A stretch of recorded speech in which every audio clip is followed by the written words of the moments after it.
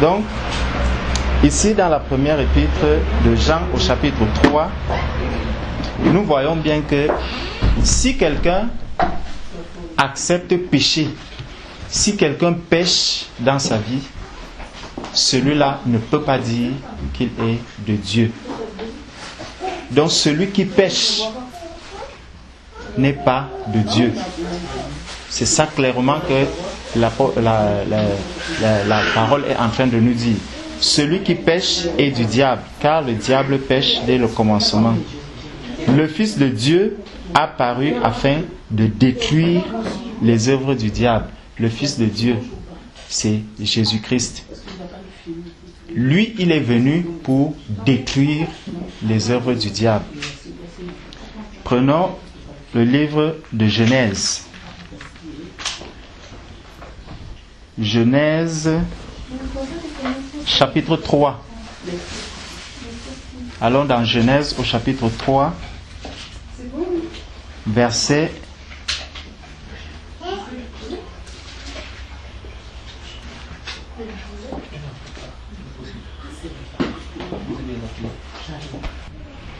'L'éternel Dieu prit l'homme et le plaça dans le jardin d'Éden pour le cultiver et pour le garder.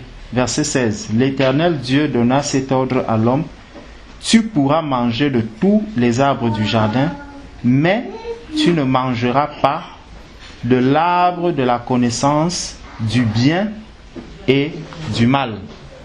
Car le jour où tu en mangeras, tu mourras. Tu vois un peu? Donc, Dieu, après avoir créé l'homme, il le place dans le jardin et il lui donne un ordre. Donc, il lui donne un commandement. Ça veut dire que si tu outrepasses ce commandement, il y a une condamnation. Et la condamnation, le résultat, c'est que tu vas mourir. Prends maintenant chapitre 3 au verset 19. Au verset 19 qui dit: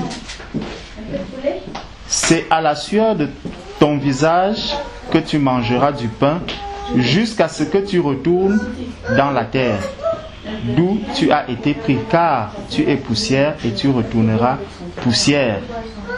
Donc, Adam, maintenant, il va retourner à la poussière d'où il a été tiré. Pourquoi? Parce qu'il a désobéi. Donc, le péché, depuis le jardin d'Éden, il y a eu le péché et la résultante, la conséquence, c'est que la mort arrive. Et c'est pour ça donc que dans la première épître de Jean, ici, on vient nous dire que celui qui pêche est du diable. Donc si tu commets un péché, tu es du diable.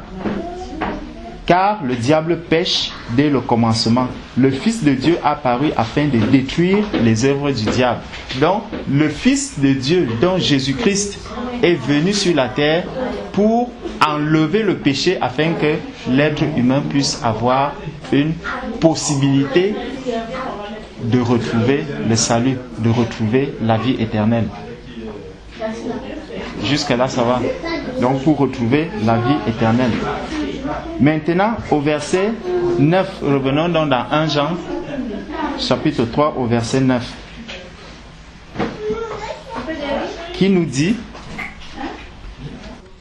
quiconque est né de Dieu ne pratique pas le péché, parce que la semence de Dieu demeure en lui.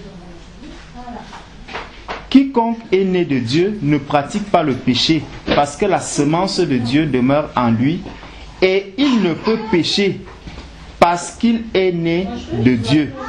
C'est par là que se font reconnaître les enfants de Dieu et les enfants du diable. Donc c'est à travers le péché. Il dit, c'est par là que se font reconnaître les enfants de Dieu et les enfants du diable. Quiconque ne pratique pas la justice n'est pas de Dieu, non plus que celui qui n'aime pas son frère. Celui qui a la semence de Dieu, on nous dit, celui qui a la semence de Dieu en lui, il ne fait pas quoi? Il ne peut pécher. Donc, il ne pratique pas le péché. Il ne vit pas dans le péché. Ça veut dire sa vie, en quelque sorte, est sa vie est scannée au jour après jour. À chaque instant, minute by minute, sa vie est scannée. Quand il voit qu'il s'est mal comporté vis-à-vis de quelqu'un, il y a cette semence de Dieu qui est en lui, qui vient lui révéler, lui rappeler que ce que tu viens de faire, l'acte que tu viens de poser, déplaît à l'esprit qui est en toi. L'acte que tu viens de poser n'est pas conforme à la semence qui est en toi. Alors qu'est-ce qu'il faut faire? Il faut te repentir. Donc, celui qui a cette semence en lui passe sa vie dans la repentance. Il se repent régulièrement. Ce n'est pas qu'il va poser des actes pour le plaisir de les poser. Il peut tomber, mais lorsqu'il tombe, il se relève immédiatement. Il se repent du péché, du mal qu'il a eu à faire, et il continue le chemin. Mais si maintenant, une autre personne n'a pas cette semence en lui, il va continuer sa marche, le péché ne va pas le déranger. Pour lui, il trouvera que la vie qu'il est en train de mener est une vie normale. Donc, même quand les choses ne vont pas dans sa vie, bon, pour lui, il va se dire, bon, c'est un accident qui est arrivé. Je suis tombé amoureux de telle personne, c'est normal, je suis encore une jeune fille, je peux aimer quelqu'un, c'est quelque chose de normal, mais tout ça révèle quelque chose en toi, c'est qu'il y a quelque chose qui te manque. Il y a une semence qui manque en toi. Cette semence, c'est la semence de Dieu. C'est par là que se font reconnaître les enfants de Dieu et les enfants du diable.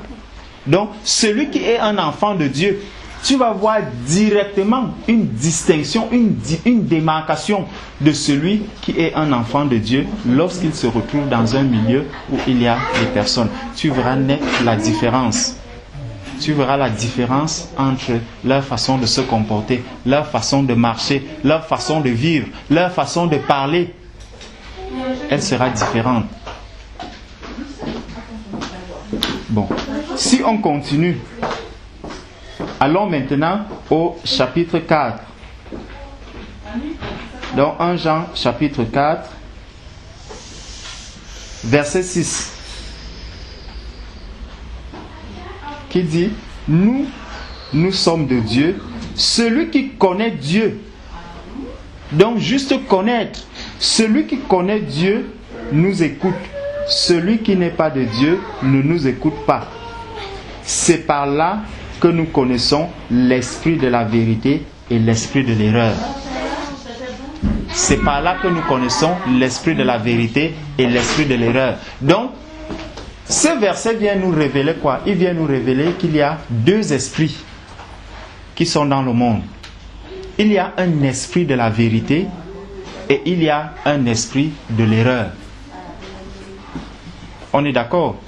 Il y a deux esprits, l'esprit de la vérité et l'esprit de l'erreur. Et il nous dit, il nous montre comment est-ce qu'on peut reconnaître l'esprit, celui qui a l'esprit de la vérité et celui qui est animé par l'esprit de l'erreur. Il dit, nous sommes de Dieu. Celui qui connaît Dieu nous écoute. Celui qui n'est pas de Dieu ne nous écoute pas. Nous ici, celui qui est en train de parler ici, c'est qui? C'est la parole de Dieu. En fait, ça c'est la parole de Dieu. Donc, Dieu est en train de faire comprendre à ceux qui lisent cette parole que celui qui écoute cette parole, et non seulement l'écoute, mais en plus, il la met en pratique. Regardons maintenant dans 1 Jean chapitre 2. Viens dans 1 Jean chapitre 2. Commençons au verset 1. 1 Jean chapitre 2 au verset 1. Qui nous dit? Non. Prenons même 1 Jean déjà. Chapitre 1 même. Commençons même au verset. Chapitre 1, commençons au verset 8. Tu vas voir quelque chose. Si nous disons que nous n'avons pas de péché, nous nous séduisons nous-mêmes. Et la vérité n'est point en nous. Si nous confessons nos péchés, il est fidèle et juste pour nous les pardonner. Donc, si j'ai commis un péché, je le confesse, il y a quelqu'un qui est juste et fidèle pour me les pardonner. Et pour nous purifier de toute iniquité. Si nous disons que nous n'avons pas de péché, nous le faisons menteur et sa parole n'est point en nous. Donc, si quelqu'un dit qu'il n'a pas de péché, ça veut dire que c'est quelqu'un qui va se dire « Je ne peux pas me repentir, je ne peux pas confesser des péchés et je n'ai rien à voir avec le péché. » Celui-là, il fait qu'il est menteur, il fait Dieu menteur. Il fait menteur celui qui a écrit cette parole. Donc, c'est lui plutôt qui est menteur. C'est ce que la parole est en train de nous dire. Au chapitre 2, donc, il nous dit... Bon. Et là, on peut... Gardons un doigt ici. Prenons Jacques, chapitre 5, verset 16. Si quelqu'un peut nous lire Jacques, chapitre 5, verset 16. Confessez vos fautes les uns les autres et priez les uns pour les autres afin que vous soyez guéris, car la prière fervente du juste a une grande. Voilà. La prière de qui? Confessez donc vos péchés les uns aux autres et priez les uns pour les autres afin que vous soyez guéris. La prière fervente du juste a une grande efficacité. Donc, il ne dit pas que c'est la prière de tout le monde qui a une grande efficacité. C'est la prière du juste. Et qui est juste? Le juste, c'est celui qui a été justifié par Christ. C'est Christ qui nous justifie. Donc, celui qui a accepté Christ comme étant son Seigneur, comme étant son Seigneur et son Sauveur, c'est celui-là qui est justifié, c'est celui-là qui est juste. Et c'est sa prière donc qui nous dit qu'elle a une grande efficacité. Pourquoi? Revenons dans 1 Jean chapitre 2. Revenons dans 1 Jean chapitre 2, qui nous dit: mes petits enfants, je vous écris ces choses afin que vous ne péchiez point. Que vous ne péchiez point. Donc, tu vois, il insiste toujours sur le péché. Parce que tout à l'heure, dans le livre de Genèse, nous avons vu qu'il y a eu un péché. Et à cause de ce péché, il y a eu quoi? La conséquence, c'était la mort. Donc, celui qui demeure dans le péché, celui qui vit dans le péché, ce qui l'attend, c'est une mort. Ça sera d'abord la mort physique, et par la suite, ça sera la mort éternelle. Il finira dans la mort, à la géhenne. Dans la géhenne. On nous dit donc, et si quelqu'un a péché, nous avons un avocat auprès du Père, Jésus-Christ le juste. Donc celui qui a péché, il a un avocat auprès du Père. Cet avocat, c'est qui? C'est Jésus-Christ le juste. Bon, tu sais bien que pour avoir un avocat, il faudrait déjà que j'aille me présenter devant cet avocat, que je le prenne pour mon avocat, que moi aussi, parce que lui, il y a plein d'avocats dans cette ville. Mais si tu as un problème aujourd'hui, tous ne viendront pas te défendre. Il va falloir que tu te rendes dans le cabinet de l'un de ces avocats, que tu lui parles, qu'il accepte maintenant qu'il veut te défendre, il veut défendre ta cause, et c'est alors que tu feras quoi? Que chaque fois que si tu as un litige, il va se présenter au tribunal, il viendra pour ta défense. Tu pourras même rester tranquillement à la maison. Le jour où il y a un pépin, l'avocat se présente et il défend ta cause. Donc, ici, le Seigneur est en train de nous dire que si quelqu'un a péché, nous avons un avocat auprès du Père, Jésus-Christ le juste. Il est lui-même une victime expiatoire pour nos péchés. Tu comprends donc pourquoi est-ce que il a été accusé. Quand je t'ai demandé tout à l'heure que pourquoi est-ce qu'on l'a trahi? Il a été trahi de quoi? Il a été une victime expiatoire, on nous dit ici, pour nos péchés, non seulement pour les nôtres, mais aussi pour ceux du monde entier. Donc c'est à cause des péchés des uns et des autres, à cause de mes péchés, à cause de tes péchés, à cause de ces péchés, à cause des péchés de tous ceux qui sont dans le monde, de ceux qui étaient à l'époque où Jésus était, de ceux qui devaient venir après, ceux qui viendront même après. Jésus a porté tous ces péchés-là sur lui. Et Jésus vient et il dit, je veux être votre avocat. Ceux qui l'ont accepté, donc ceux qui se sont rendus à Christ. Tout à l'heure, quand je te demandais si, étant un bébé, est-ce qu'un bébé, lorsqu'il fait une faute, est-ce qu'il a la capacité d'aller se présenter devant un avocat? Est-ce qu'il sait même d'abord ce que c'est qu'un avocat? Un bébé ne sait pas ce que c'est qu'un avocat.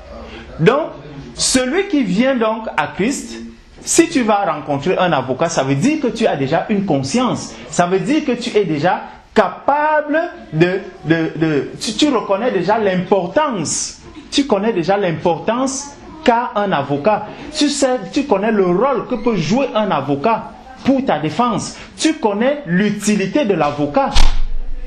Ce n'est qu'à ce moment que tu peux te rendre dans le cabinet d'un avocat pour demander à ce qu'il vienne plaider pour ta cause. Donc, ça nous montre déjà que quelqu'un qu'on va amener pour apprendre Christ pour avocat, si quelqu'un te tient maintenant par la main, il te dit, bon, je t'amène vers tel avocat. Tu peux dire que non, là, je n'accepte pas. Je n'accepte pas que cette personne soit un avocat pour moi. Ou quand tu vas entrer dans le cabinet, tu pourras dire oui, j'accepte qu'il soit avocat. C'est la même chose avec le Seigneur. On ne peut pas imposer à quelqu'un un avocat. On ne peut pas te l'imposer. Même lorsque tu n'as même pas d'argent et que tu es détenu, on va te dire, est-ce que vous acceptez tel avocat? On demande toujours votre consentement. Tu peux l'accepter comme tu peux le refuser. Et si tu le refuses, on te cherche un autre avocat, on fait appel à un autre avocat. C'est donc l'une des raisons pour lesquelles un bébé qu'on va amener chez le Seigneur, pour que le Seigneur soit son avocat, qu'est-ce qu'il dit? Que ce bébé a donné son consentement. Non, il n'a donné aucun consentement. Toi-même, tu as dit tout à l'heure que ça ne venait pas de moi, ce n'était pas volontaire. Je ne voulais même pas. On m'a amené parce qu'on disait qu'avant que tu ne voyages, il faut qu'on te baptise, qu'on te confirme. Donc, tout ça déjà, ça montre que ton consentement n'y était pas. Il faut donc, avant de t'engager dans quoi que ce soit, qu'il y ait ton consentement. C'est quelque chose de totalement logique, c'est quelque chose de normal. Pour que, lorsque quelqu'un s'avance, qui veut recevoir Jésus comme avocat, qu'il ait déjà la maturité, qu'il soit lui-même à mesure de dire oui, je l'accepte comme mon avocat ou non, je le refuse comme mon avocat. Tu es totalement libre. Mais lui, il est là, il attend simplement que tu viennes à lui pour que tu dises Seigneur, j'ai besoin de toi comme avocat. Bon, on nous dit donc, il est lui-même une victime expiatoire pour nos péchés, non seulement pour les nôtres, mais aussi pour ceux du monde entier. Verset 3. Si nous gardons ces commandements par là, nous savons que nous l'avons connu. Si nous gardons ces commandements par là, nous savons que nous l'avons connu. Autrement dit, si je ne garde pas les commandements, ça veut dire que je ne l'ai pas connu. N'est-ce pas? Donc, si je ne garde même pas les commandements qu'il y a ici à l'intérieur, ça veut dire que je n'ai jamais connu celui qui a donné ces commandements. Ça veut dire que lui et moi, nous n'avons rien en commun. C'est ce que ce verset est en train de nous dire. Si nous gardons ses commandements, par là nous savons que nous l'avons connu. Celui qui dit « je l'ai connu » et qui ne garde pas ses commandements est un menteur et la vérité n'est point en lui. Par là nous voyons deux choses. C'est que non seulement il y a beaucoup de personnes qui peuvent se dire qu'elles connaissent Dieu, qu'elles connaissent Jésus, mais en réalité ne sont que des menteurs. C'est d'abord ça qu'il est en train de nous dire. Pourquoi? Parce que quand tu vas demander à celui-là, est-ce que tu lis la parole? Il te dit non. Est-ce que tu connais Dieu? Oui, je connais Dieu. Première chose, tu es un menteur. Pourquoi? Parce que tu ne connais pas sa parole, donc tu ne peux pas le connaître. C'est d'abord ça qu'il est en train de nous dire ici. Que, je reprends, si nous gardons ses commandements, par là, nous savons que nous l'avons connu. Celui qui dit « je l'ai connu » et qui ne garde pas ses commandements est un menteur et la vérité n'est point en lui. Mais celui qui garde sa parole, l'amour de Dieu est véritablement parfait en lui. Par là, nous savons que nous sommes en lui. Celui qui dit qu'il demeure en lui doit marcher aussi comme il a marché lui-même. Donc, si quelqu'un ne connaît pas les commandements du Seigneur, si quelqu'un n'écoute pas la parole de Dieu, si quelqu'un ne lit pas la parole de Dieu, si quelqu'un ne médite pas la parole de Dieu, il ne peut pas dire qu'il connaît Dieu. Ça, c'est une première chose. Et celui qui ne connaît pas Dieu, qui ne lit pas cette parole, mais qui accepte, qui dit que je connais Dieu, la parole de Dieu nous dit ici clairement que c'est un menteur. Et les menteurs font quoi? Les menteurs n'hériteront pas le royaume des cieux.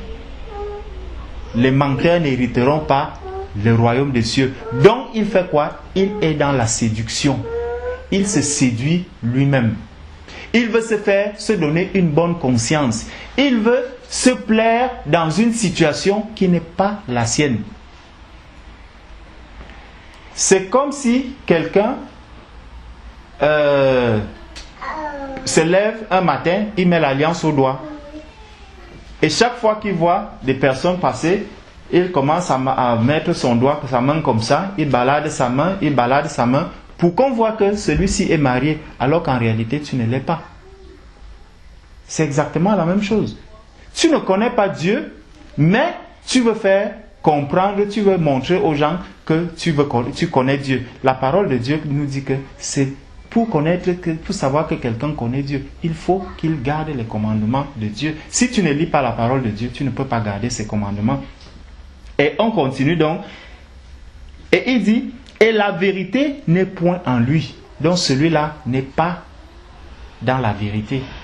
La vérité n'est point en lui. Donc la vérité ne doit pas être à l'extérieur. La vérité doit être en toi-même. C'est en toi que doit se trouver la vérité. Est-ce que donc la vie que je mène est une vie vraie? Est-ce que je suis sincère dans ma manière de marcher? Est-ce que je suis vrai chaque jour lorsque j'avance? Quand je suis avec mes camarades, quand je suis avec mes collègues, quand je suis dans la rue, est-ce que je suis vrai? Est-ce que je reflète vraiment ce que je suis? Si je ne reflète pas ce que je suis, celui qui n'est pas ce qu'il est n'est autre chose qu'un menteur. Donc il vit dans le mensonge, il vit dans la séduction. Et le séducteur, nous l'avons vu, c'est qui? C'est le diable. C'est Satan. Donc c'est Satan, celui-là est animé d'un esprit d'erreur. Celui-là est animé d'un esprit qui n'est pas l'esprit de vérité. Il n'est pas dans la vérité. Il ne vit pas avec la vérité. Jésus a dit, je suis le chemin, je suis la vérité, je suis la vie. Donc, je suis le chemin. Si quelqu'un n'est donc pas sur ce chemin, il est à côté du chemin. Je suis la vérité. Si tu n'es donc pas dans la vérité, tu es dans le mensonge. Je suis la vie. Si tu n'es donc pas dans la vie, tu es dans la mort. Donc, celui qui n'est pas encore rentré dans ce chemin, celui qui n'a pas encore croisé le chemin de Christ, celui-là est à côté. Et par la suite, il va dire, par là, nous savons que nous sommes en lui. Celui qui dit qu'il demeure en lui doit marcher aussi comme il a marché lui-même. comme il a marché lui-même. Donc, il y a la marche de Christ. Comment est-ce que Christ a donc marché? Quel était le baptême de Christ? Le baptême de Christ était comment? Prenons Matthieu chapitre 3. Donc, nous allons lire tout le chapitre 3. Il n'est pas long. En ce temps-là, parut Jean-Baptiste, prêchant dans le désert de Judée, il disait, « Repentez-vous, car le royaume des cieux est proche. » Jean-Baptiste dit quoi? Il dit, « Repentez-vous, car le royaume des cieux est proche. » Donc, tu vois un peu comment il commence. Ça, ce n'est pas encore Jésus, c'est Jean-Baptiste. Il dit, « Repentez-vous, car le royaume des cieux est proche. » Jean est celui qui avait été annoncé par Ésaïe le prophète lorsqu'il dit « C'est ici la voix de celui qui crie dans le désert. Préparez le chemin du Seigneur, aplanissez ses sentiers. » Jean avait un vêtement de poil de chameau et une ceinture de cuir autour des reins. Il se nourrissait de sauterelles et de miel sauvage. Bon, je te fais grâce. Commençons au verset 7. Mais voyant venir à son baptême beaucoup de pharisiens et de sadducéens,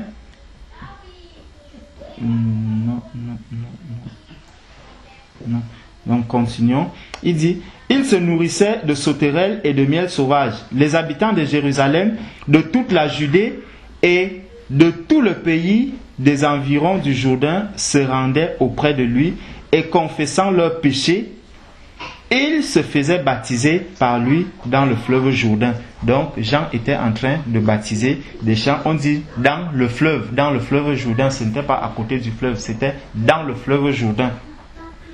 Mais voyant venir à son baptême beaucoup de pharisiens et de sadducéens, il leur dit, race de vipères, qui vous a appris à fuir la colère à venir?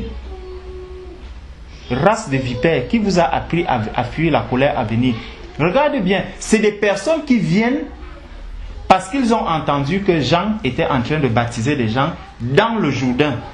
Et ces personnes arrivent. Et c'est là où Jean leur dit, race de vipères, qui vous a appris à fuir la colère à venir? Produisez donc les fruits dignes de la repentance et ne prétendez pas dire en vous-même, nous avons Abraham pour père. C'est des personnes qui viennent chercher le baptême. Mais Jean regarde où il voit l'état de leur cœur. Et en regardant l'état de leur cœur, il leur dit quoi? Il leur dit, race de vipères. Race de vipères, qui vous a appris à fuir la colère à venir? Donc, celui qui n'est pas dont le cœur n'est pas disposé vraiment à recevoir le baptême, mais qui vient parce qu'il voit les autres faire.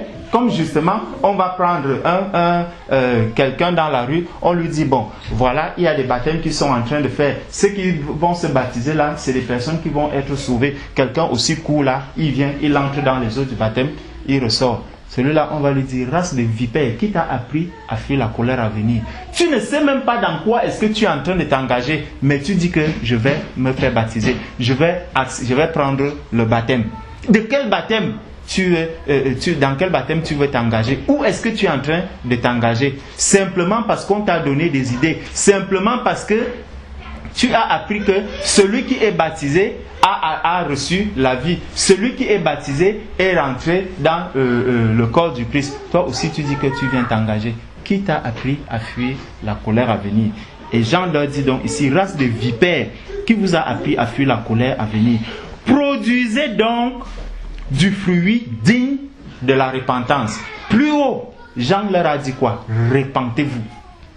Donc c'est la première chose. Donc si quelqu'un vient entrer dans les eaux du baptême, si quelqu'un vient se faire baptiser, déjà, tu vois bien ici, on nous dit dans le Jourdain. Donc ce n'était pas qu'on a pris des gouttelettes, on a mis sur la tête. Non, c'était dans le Jourdain.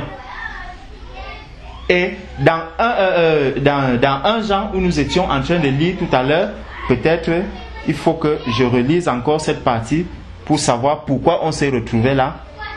Il nous était dit, celui qui dit qu'il demeure en lui doit marcher aussi comme il a marché lui-même. Donc comme Christ a marché, c'est pour cela que nous sommes tombés ici, dans le livre de Matthieu.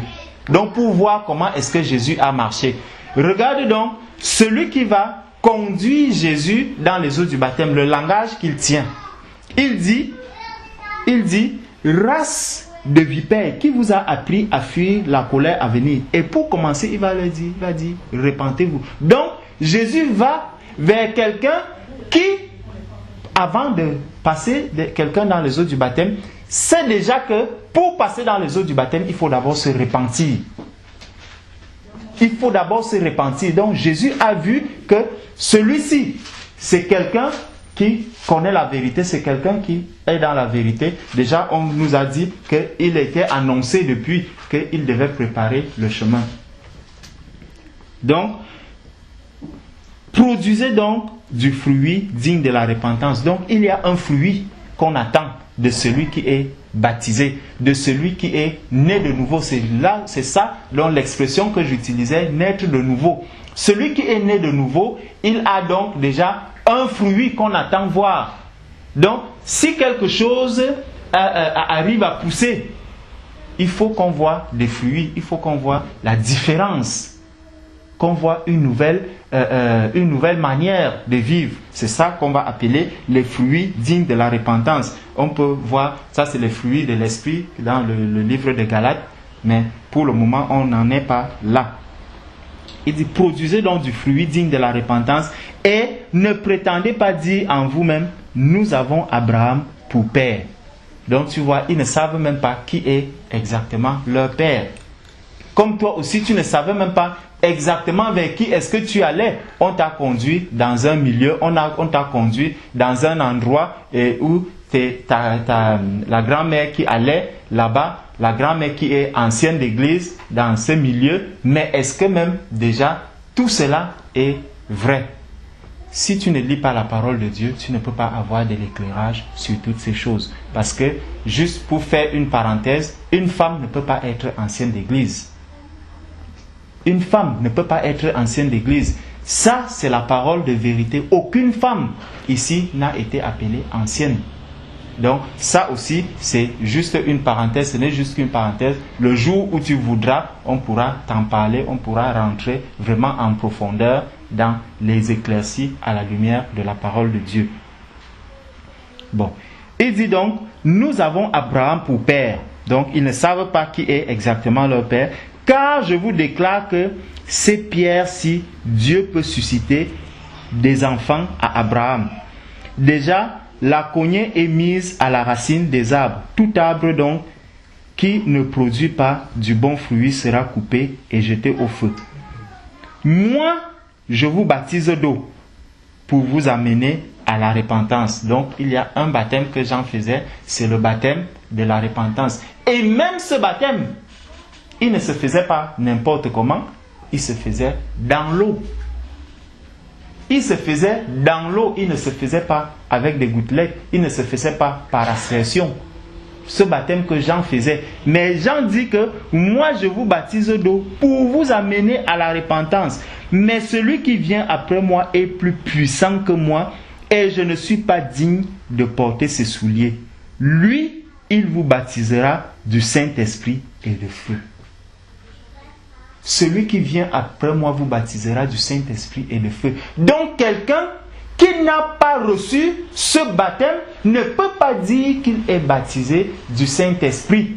Celui qui n'est pas dans ce chemin, parce que on peut aussi voir des cas comme dans le cas de Corneille, où des personnes n'étaient pas encore baptisées, mais qui ont reçu le Saint-Esprit. Mais immédiatement, ces personnes sont passées dans les eaux du baptême. Mais quelqu'un qui est baptisé du Saint-Esprit aujourd'hui, qui va me dire qu'il est baptisé du Saint-Esprit aujourd'hui, qui passe 10 années sans passer dans les eaux du baptême, je vais lui dire que tu n'as pas le Saint-Esprit. Parce que le Saint-Esprit ne peut pas contredire la parole de Dieu. Le Saint-Esprit, celui qui a l'Esprit de Dieu en lui, qui est baptisé du Saint-Esprit, n'aura que la soif de passer dans les eaux du baptême. Il n'aura que la soif de naître véritablement de nouveau, de suivre le chemin que Jésus a suivi. Et c'est pour cela que chez Corneille, il n'y a eu aucune résistance. Tous sont passés dans les eaux du baptême. Pourquoi? Parce qu'ils avaient déjà l'Esprit de Dieu en eux. L'Esprit de Dieu les a montré que oui, ça c'est la vérité, et immédiatement, ils sont entrés dans les eaux du baptême. Donc, dit, lui, il vous baptisera du Saint-Esprit et de feu. Il a son vent à la main, il nettoiera son air et il amassera son blé dans le grenier. Verset 13. Alors Jésus vint de la Galilée au Jourdain vers Jean pour être baptisé par lui. Mais Jean s'y opposait en disant: c'est moi qui ai besoin d'être baptisé par toi, et tu viens à moi. Pourquoi Jésus va se baptiser? Jésus ne va pas se baptiser en commençant par la repentance, parce que dire que quelqu'un va se repentir, ça veut dire qu'il a eu à pécher. Jésus qui n'a pas péché, il vient montrer quoi? Il vient montrer le chemin aux disciples. Il vient montrer le chemin que tout disciple doit suivre. Un disciple accompli, il doit suivre ce chemin. Et c'est ce chemin que Jésus va suivre. C'est pour ça que quand nous avons lu tout à l'heure, nous avons vu que celui qui a reçu l'Esprit de la vérité, celui qui a reçu Christ en lui, celui qui peut dire qu'il est déjà un enfant de Dieu, ne peut que marcher sur le chemin de Christ. Il ne peut que accepter le chemin que Christ aussi a emprunté. Donc, si tu vois quelqu'un qui vit dans ce monde, qui te dit « je connais Dieu, je connais Jésus », pose-lui bien les questions que nous avons. Est-ce que tu lis la Bible? Est-ce que tu es baptisé? Si quelqu'un te dit non, je ne lis pas la Bible, je ne lis pas la parole de Dieu, immédiatement tu as vu ce qu'il nous était déjà dit là-haut, que celui qui n'a pas le commandement du Seigneur ne peut pas dire qu'il connaît déjà Dieu. C'est un menteur. Forcément, tu sais déjà que celui-ci, s'il meurt aujourd'hui, c'est dangereux pour lui. C'est dangereux. Donc, Jésus vient donc vers Jean et il dit à Jean que Jean s'oppose en disant: c'est moi qui ai besoin d'être baptisé par toi et tu viens à moi. Jésus lui répondit: laisse faire maintenant, car il est convenable que nous accomplissions ainsi tout ce qui est juste. Donc, c'est juste. Jésus dit: nous devons accomplir tout ce qui est juste. Donc c'est juste que je passe dans ces eaux du baptême. Pourquoi c'est juste? Parce que je suis venu montrer le chemin, et c'est parce que c'est le chemin que toute personne qui veut être justifiée par moi doit emprunter. Si quelqu'un n'emprunte pas ce chemin, il n'est pas justifié par moi. C'est ce que Christ est en train de lui dire ici. Il faut que nous accomplissions ainsi tout ce qui est juste. Toute la justice de Dieu doit être accomplie. Donc, si quelqu'un te dit que tu peux recevoir le baptême par aspersion, tu peux recevoir le baptême par des gouttelettes, dis à cette personne que non, la parole de Dieu me dit que la justice de Dieu demande que le baptême se fasse comme celui que Jésus a fait. C'est le baptême par immersion. C'est ça le chemin que Christ est venu montrer. C'est ça la justice. Et tu as compris bien plus longtemps avant, on a dit qu'il y a deux esprits. Il y a l'esprit de vérité et il y a l'esprit de l'erreur. Donc l'esprit de l'erreur va t'amener à refuser cette justice. L'esprit de l'erreur va t'amener à contester la justice. La justice de Dieu. La justice de Dieu, il n'y a que l'esprit de vérité qui peut t'amener à accepter cette justice. Celui qui n'a pas l'esprit de vérité va commencer à te donner des arguments, à te dire que non, ce n'est qu'un symbole. Non, ce n'est pas qu'un symbole. Jésus, on nous dit bien, il est parti d'où? Il est parti de la Galilée, c'est ce qu'on nous dit. On nous dit, alors Jésus vint de la Galilée au Jourdain. En Galilée, il pouvait bien trouver quelqu'un qui allait prendre de l'eau, lui asperger ça sur la tête et partir. Non, il va là où il y a quelqu'un qui est fait pour passer les autres dans les eaux du baptême. Donc ce n'est même pas n'importe qui doit te passer dans les eaux du baptême. Ce n'est pas n'importe qui doit te passer dans les eaux du baptême. Jean-Baptiste avait eu le quitus, il avait eu l'autorisation du Seigneur de passer Jésus dans les eaux du baptême. Et c'est pour ça que Jésus vient à Jean-Baptiste pour lui dire, c'est toi qui dois me passer dans les eaux du baptême. Amen. C'est ça. Aujourd'hui, ce n'est pas tout le monde qui doit te prendre et te dire je vais te baptiser. Non. Pour que quelqu'un te baptise, il faudrait que l'esprit de vérité soit en cette personne. Que cette personne ait accepté Jésus comme Seigneur et Sauveur. Et qu'elle ait dit oui, j'accepte Christ aujourd'hui et je veux marcher selon la justice de Dieu. Un frère qui a accepté la parole de Dieu, il va te prendre, il va te passer dans les eaux du baptême parce qu'il a reçu le quitus du Seigneur. Si une sœur arrive, elle te dit, je suis pasteur, je vais te passer dans les eaux du baptême, refuse. La femme n'a pas cette autorité. Elle n'a pas cette autorité de te passer dans les eaux du baptême. Et si quelqu'un vient te prêcher un tel message, dis-lui que il y a l'esprit. Quel est l'esprit qui est en train de t'animer lorsque tu me tiens cette parole? Pourquoi Jésus n'est-il pas allé chercher même Marie? Pourquoi Jésus n'est-il pas allé prendre même Joseph? Pourtant, on nous dit que lorsque, à plusieurs moments, on nous rappelle qu'il vivait avec Joseph, son père qui était charpentier. Mais il n'a pas demandé à Joseph de le passer dans les eaux du baptême. Il est allé vers Jean-Baptiste. Il pouvait aussi dire à Marie, parce qu'on nous dit que le Saint-Esprit, l'ange est venu dire à Marie que tu porteras cet enfant. C'était une grâce. C'est une grâce que Marie a eue. Une grâce particulière. Donc, Marie, s'il y avait quelqu'un qui pouvait même passer aussi Jésus dans les eaux du baptême, ça pouvait être Marie. Mais Jésus n'a pas accepté que Marie le fasse. Il est allé chercher Jean-Baptiste, qui avait le quitus, qui avait l'autorisation du Seigneur. Donc, n'accepte pas que tout le monde, que n'importe qui te passe dans les eaux du baptême. C'est l'esprit de l'erreur qui est en train d'animer cette personne. Et puis, on continue. Il dit, quand Jésus lui a dit, car il est convenable que nous accomplissions ainsi tout ce qui est juste. Et Jean ne lui résista plus. Parce que lorsque Jean a compris qu'il faut accomplir ce qui est juste, Jean a dit, voilà, je ne peux pas refuser ce qui est juste. Je ne peux pas refuser d'accomplir la justice de Dieu. Dès que Jésus eut été baptisé, il sortit de l'eau, et voici, les cieux s'ouvrirent.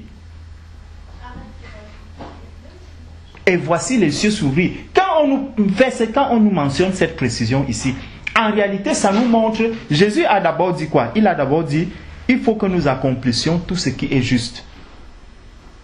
Et maintenant, on vient nous préciser que dès qu'il est sorti des eaux du baptême, les cieux se sont ouverts. Il est venu montrer le chemin.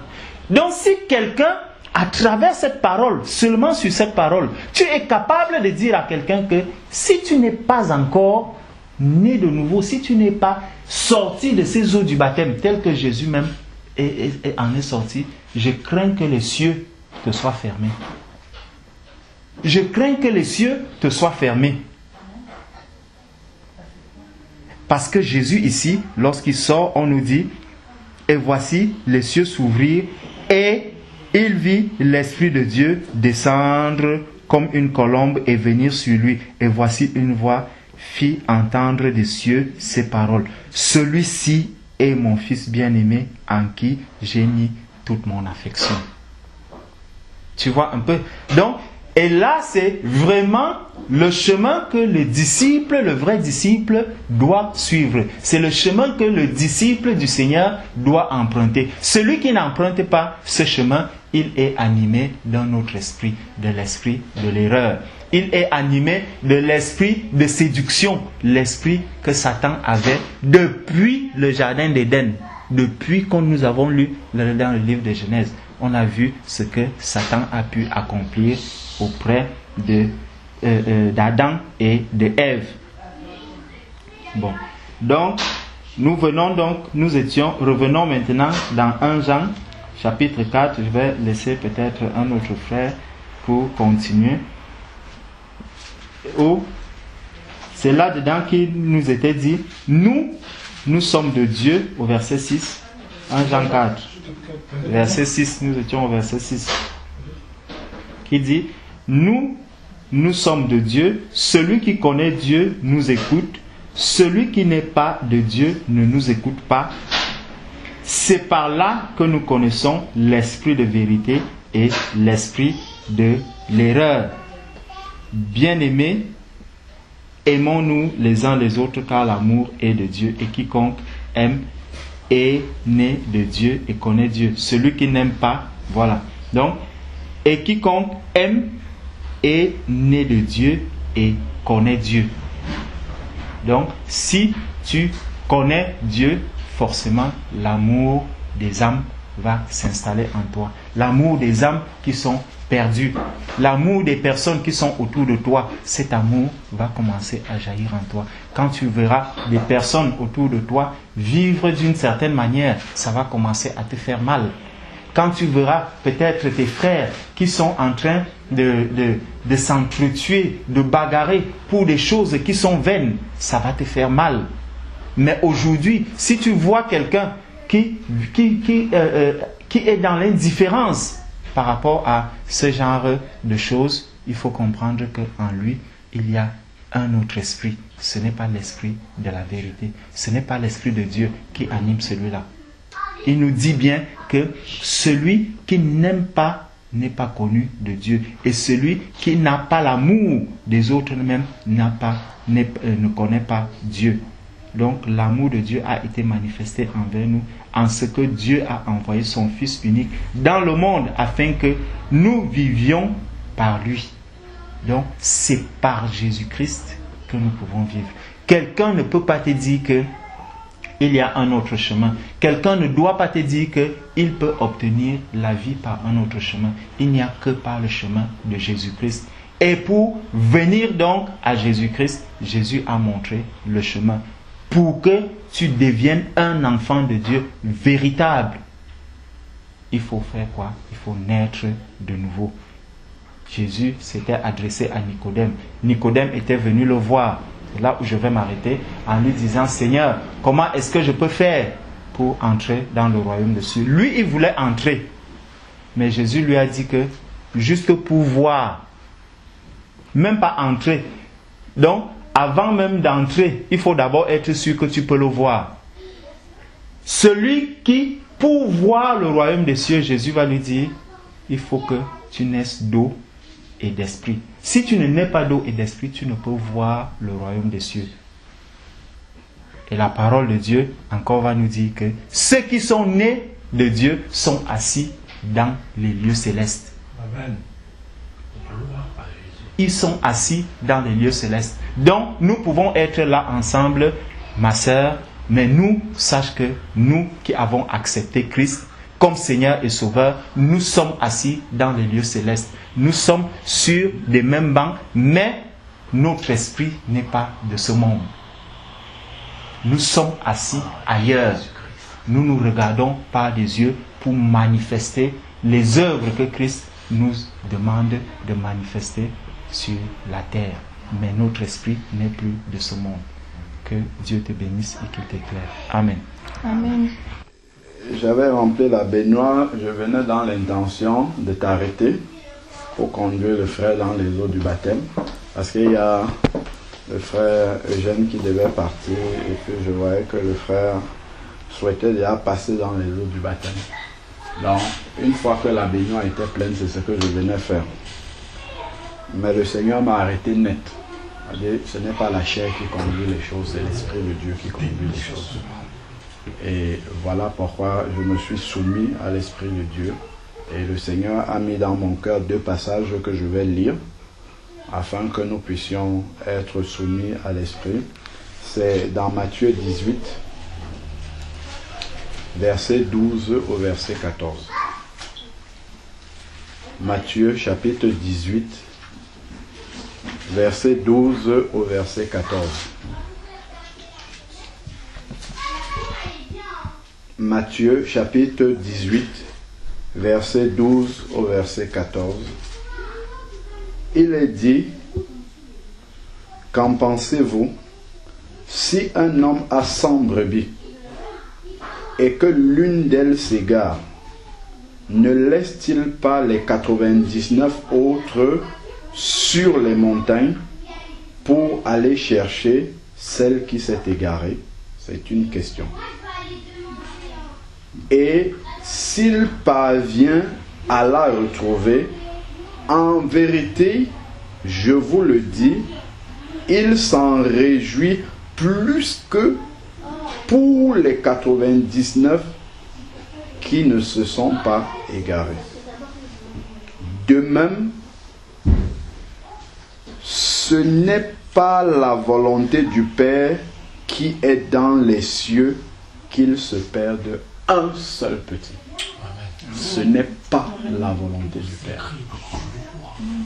Si nous sommes déjà sauvés, c'est d'un plus grand prix pour le Seigneur de s'arrêter d'abord pour une brebis, parce que le prix d'une âme pour le Seigneur est tellement cher que même s'il fallait revenir 17 fois pour le baptême et qu'on devait même le remettre pour une seule âme, c'est ça qu'on devrait faire. C'est la volonté du Père, c'est ce qu'il dit ici. Amen. De même, ce n'est pas la volonté du Père qui est dans les cieux que un seul se perd. Parce que je peux venir dans la chair, parce que je suis contraint par... Voilà, il y a des contraintes logistiques, de temps, arrêter quelque chose que l'Esprit de Dieu est en train de conduire. Et quand on va reprendre tout à l'heure, ça ne sera plus dans le fil de l'Esprit. Ça sera déjà autre chose, ça sera passé à autre chose. Le cœur ne sera peut-être plus disposé. La personne même qui enseigne ne sera peut-être plus dans le fil. Voilà pourquoi on doit se soumettre à l'Esprit de Dieu. Et il y a Acte 8 aussi, que le Seigneur a mis sur mon cœur, toujours dans le même sens. Acte 8, à partir du verset 5. Il nous est dit que Philippe descendit dans une ville de Samarie et y prêcha Christ. Les foules d'un commun accord s'attachaient à ce que disait Philippe en apprenant et voyant les miracles qu'il faisait. Car les esprits impurs sortaient de beaucoup de démoniaques en criant d'une voix forte, et beaucoup de paralytiques et de boiteux furent guéris. Et il y eut une grande joie dans cette ville.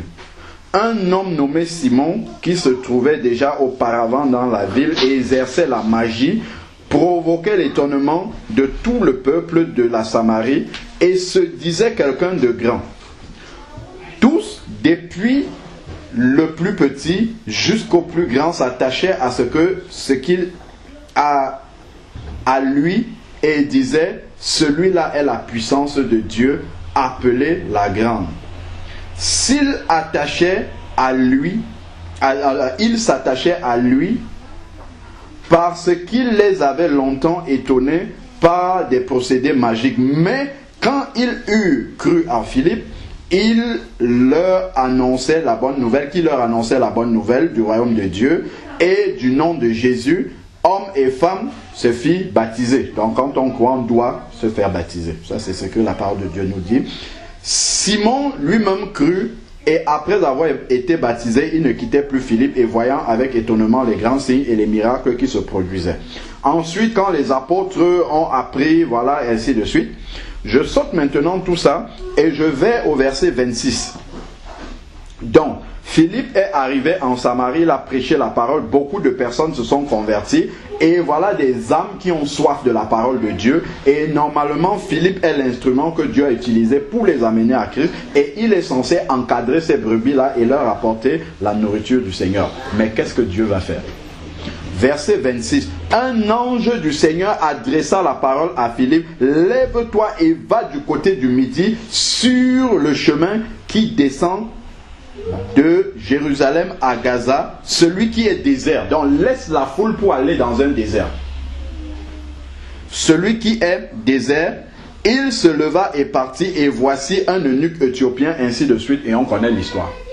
C'est-à-dire qu'il y avait beaucoup de personnes qui avaient besoin de Philippe, mais quelque part dans un chemin désert, il y avait une âme qui avait soif du Seigneur. Le Seigneur a préféré sacrifier tous ceux qui avaient déjà reçu Christ et qui étaient entrés dans les eaux du baptême pour amener Philippe pour aller chercher une âme dans le désert. Et dès qu'il a accompli cela, si on lit la suite, dès que l'eunuque éthiopien a compris la parole, il a accepté Christ, il est passé dans les eaux du baptême, Philippe a disparu. Le Seigneur l'a repris de là. Cela nous montre encore combien précieux est une âme pour le Seigneur. Donc on doit vraiment... Et le Seigneur travaille la patience encore en nous. Amen. Dans ce genre de circonstances. Parce que nous on veut aller droit au but tel qu'on pense les choses. Mais ça nous montre aussi comment Christ a été patient envers nous. Amen. Lorsque nous étions encore perdus. Il a été vraiment patient. Il aurait pu se dire, mais comment celui-ci... J'essaye de lui montrer par tous les moyens que je suis mort à la croix pour lui, mais il ne comprend pas. Mais Christ a été patient. Et c'est cette même patience qu'il nous demande d'avoir envers les âmes perdues. Envers les âmes qui ne le connaissent pas encore. Envers les âmes qui ne sont pas encore venues à la lumière et entrer dans le royaume des cieux. Donc c'est aussi un test que le Seigneur nous fait passer aujourd'hui. Est-ce que nous prenons la même... Est-ce qu'une âme a la même valeur à nos yeux qu'elle a aux yeux de Christ? Ça c'est très important. Que le Seigneur nous accorde la grâce d'estimer le prix et la valeur d'une âme vraiment à la même valeur que Christ. Comme il dit dans Pierre, ce n'est pas par les denrées périssables que nous avons été sauvés, mais c'est par le sang précieux de Christ. Amen. Non, oui, frère. Je voulais juste être long. Oui. Juste en fait pour témoigner en fait. Gloire à Dieu. En fait, ma cousine en fait, ça fait pas longtemps que j'ai pris le contact avec elle. Et je l'ai rencontrée en fait compte tenu du décès de ma grand-mère récemment. Et en fait, donc lorsqu'elle m'a vu, en fait, je ne sais même pas trop pourquoi, en fait, elle s'est confiée en moi et tous les problèmes qu'elle avait. Et puis moi, je lui ai fait comprendre que c'est Jésus la solution. Amen. Et depuis, en fait, on parle au téléphone et on désirait se voir. Mais aujourd'hui, moi hier par exemple, aujourd'hui j'avais pris quoi? Aujourd'hui j'ai demandé 20 euros à Eugène parce que je voulais aller manger avec elle normalement. Mais moi je ne savais même pas qu'on devait venir ici le matin. Donc moi quand je sortais de chez Manuel, en fait je ne savais pas qu'on devait venir ici. Vous voyez ce que je veux dire? Et puis moi je suis sorti pour en fait aller en fait justement pour l'attendre et pour aller prendre mon PC déjà à la maison parce que je voulais qu'après l'avoir vu, parce qu'à 18 ans on devait se séparer, elle va aller en fait pour se coiffer, moi je devais aller continuer à réviser et tout, mais en fait finalement tu nous envoies un message sur le chemin et là on change notre itinéraire pour venir ici. Et elle aussi finalement en fait comme par hasard elle aussi avait des grèves et puis après du coup elle nous suit jusqu'à ce qu'elle vienne ici en bas. Donc c'est pour vous dire en fait que en vérité, moi dans mon cœur et dans mon esprit, le message qui est descendu dans le frère, en fait, et la teneur du message et même la vie qui était déployée, tout ça c'est le Seigneur. Amen. C'est vraiment la conduite de l'esprit. Je sais vraiment que c'est vraiment la conduite de l'esprit. Gloire à Dieu. Et c'est vraiment encore pour en fait soutenir en fait bien-aimé ce que tu disais, que vraiment on doit vraiment être attentif en fait à l'esprit. Parce que véritablement, si même ma cousine elle est consciente de ce qui s'est passé, en fait, du message qui était donné, par rapport à ce qu'elle aime ma vie, en fait, elle saura que vraiment ça, c'est un témoignage encore du Dieu véritable. Amen. À cause de l'amour qu'il a pour elle. Amen. Véritablement. Amen. Et moi, je bénis vraiment le Seigneur Jésus-Christ pour ce qu'il fait. Amen. Amen. Donc, voilà un peu le témoignage que je voulais donner. Gloire au Seigneur. Amen.